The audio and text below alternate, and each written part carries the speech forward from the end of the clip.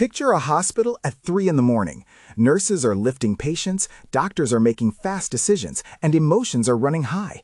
This is where the restoration theory of sleep becomes practical, not abstract. The restoration theory of sleep, proposed by Ian Oswald, states that sleep exists to actively repair and rebalance the body and brain after wakefulness. In simple terms, sleep is biological maintenance. It restores physical energy, cognitive performance, and emotional control, which are all essential in healthcare. Physical restoration mainly occurs in slow-wave sleep, also called deep NREM sleep. This is the stage where muscle tissue repairs, growth hormones are released, and the immune system recovers.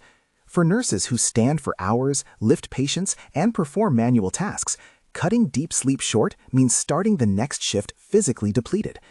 Cognitive restoration refers to how sleep rebuilds attention, memory, and decision-making.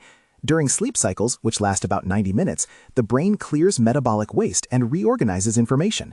Doctors relying on sharp judgment and accurate recall are directly affected when shifts are designed so sleep cycles are interrupted. Emotional restoration is strongly linked to REM sleep, the stage associated with dreaming. REM sleep processes emotional experiences and reduces stress intensity.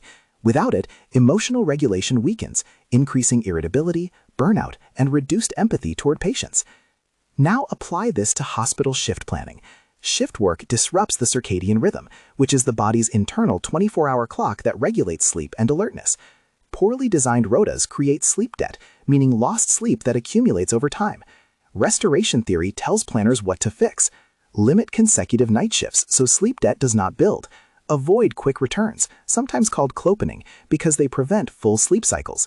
Use forward rotating shifts, moving from day to evening to night, which the circadian system handles better. Most importantly, schedule protected recovery days after nights so physical, cognitive, and emotional restoration can actually occur. In hospitals, better shift design is not about comfort.